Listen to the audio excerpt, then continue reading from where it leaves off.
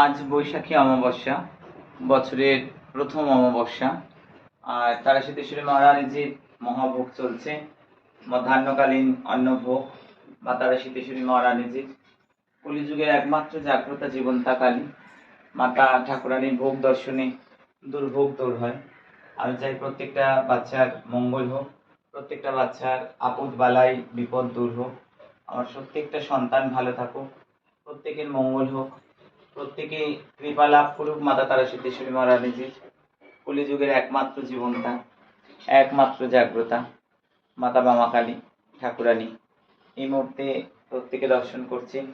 বৈশাখী অমাবস্যার শুভ মধ্যাহ্নকালীন মাতা তারাশীতেশ্বরী মহারানীজির শুভ ভোগ, যা অশেষ দুর্ভোগকে দূর করবে, যা ভক্তের মনের কামনা পূর্ণ করবে, বাসনা পূর্ণ করবে, আপদ বালাই দূর করবে। কলিযুগের মহাতীর্থ মহাপীঠ তারাশীতেশ্বরী মহারানীজির পুণ্যক্ষেত্র প্রত্যেকে দর্শন করছে। 5 মরার মাথার আসনের উপর মাতা ঠাকুরানী এখানে বিরাজমান। মাতা ঠাকুরানীর অপার কৃপা প্রত্যেকের প্রতি বর্ষিত হোক।